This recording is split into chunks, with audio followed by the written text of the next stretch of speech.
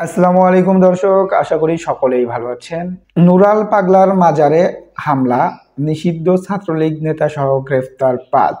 অর্থাৎ নুরাল পাগলার মাজারে তো পরিকল্পিতভাবে হামলা চালিয়েছে দেশকে অস্থিতিশীল করার জন্য।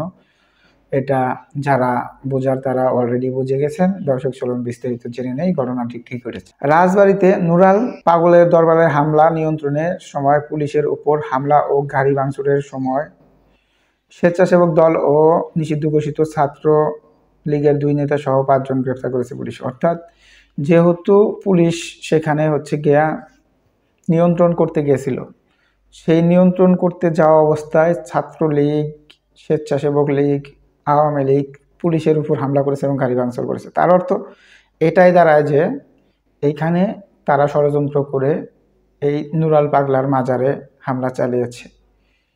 দর্শক, যেখানেই তারা চান্স পাচ্ছে সেখানেই তারা হামলা চালাচ্ছে, যেখানেই স্কোপ তৈরি হচ্ছে সেখানেই নিষিদ্ধ ঘোষিত ছাত্রলীগ ভিতরে ঢুকে হামলা চালাচ্ছে এবং প্রশাসনের লোকদের উপরে হামলা চালাচ্ছে, পুলিশকে মারধর করছে।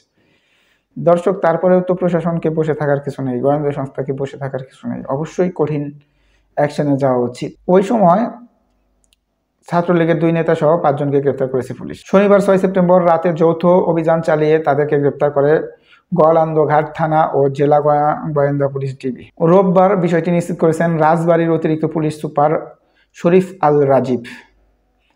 গ্রেফতার আসামিরা হলেন গোয়ালন্দ উপজেলা স্বেচ্ছাসেবক লীগের সাধারণ সম্পাদক হিরু মৃধা, উজানচর ইউনিয়ন ছাত্রলীগের সহসভাপতি মাসুদ মৃধা ও শাহিন সর্দার, এনামুল হক জানি ও কাজী অপু। মোটামুটি বড় সড় তাই বলা চলে।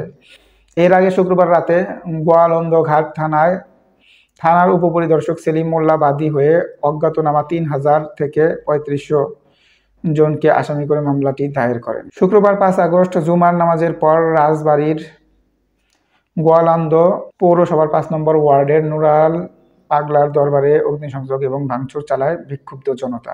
এই সময় নুরাল পাগলদের ভক্তদের সঙ্গে সংঘর্ষে একজন নিহত এবং 2 পক্ষের শতাধিক মানুষ আহত হয়।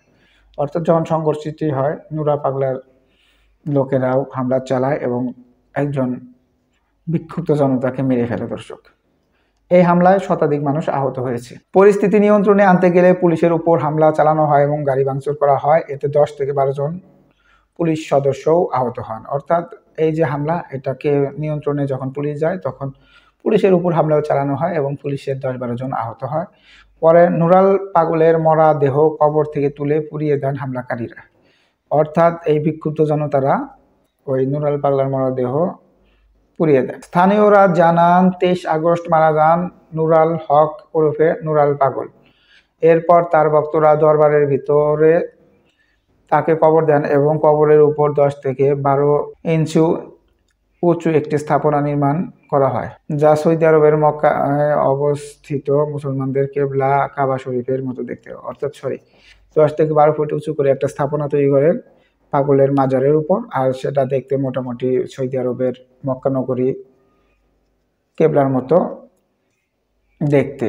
তাই এই নিয়ে আপত্তি জানিয়েছেন স্থানীয় ধর্মপ্রাণ মুসলমানরা। স্বাভাবিক বিষয়, আপনি তো ইচ্ছা করলেই কাবার মতো করে আর একটা কাবা তৈরি করতে পারেন না, আর সেটা কোনো কবরের উপর, এটা তো কোনোভাবেই ইসলাম ধর্মে গ্রহণযোগ্য নেই। এই নিয়ে বেশ কয়েকদিন ধরে সেখানে উত্তেজনা বিরাজ করেছিল। অর্থাৎ তখন যখন এই কার্যক্রমটা তারা করেছিল, এটা যখন সবার মাধ্যমে ছড়িয়ে যায়, তখন এটা নিয়ে বেশ কিছুদিন ধরে উত্তেজনা বিরাজ করেছিল। পরে শুক্রবার জুমার নামাজের পর তৌহিদি জনতার ব্যানারে একটি বিক্ষুব্ধ মিছিল বের করে মুসল্লিরা, অর্থাৎ এই যে গত শুক্রবারে যখন মুসল্লিরা নামাজ শেষ করে তৌহিদি জনতার ব্যানারে একটা বিক্ষোভ মিছিল করেন।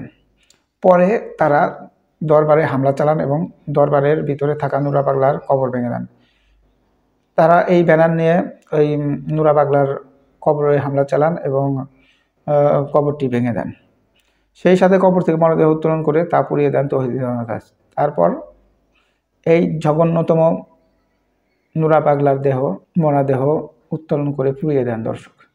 দর্শক, আসলে ওনারা চাচ্ছিল একটা পীরতন্ত্র কায়েম করার জন্য, নুরা পাগলার কবরকে ঘিরে পীরতন্ত্র কায়েম করতো এবং সেখান থেকে হিউজ পরিমাণ অর্থ উপার্জন করার একটা চিন্তা ভাবনা ছিল। দর্শক, যেটা তৌহিদি জনতা ডিস্ট্রয় করে দিয়েছে এই বিষয়ে হয়তোবা অনেকের অনেক ধরনের মতামত থাকবে। যারা পীর ভক্ত লোক তারা বলবে যে ঠিক করেনি।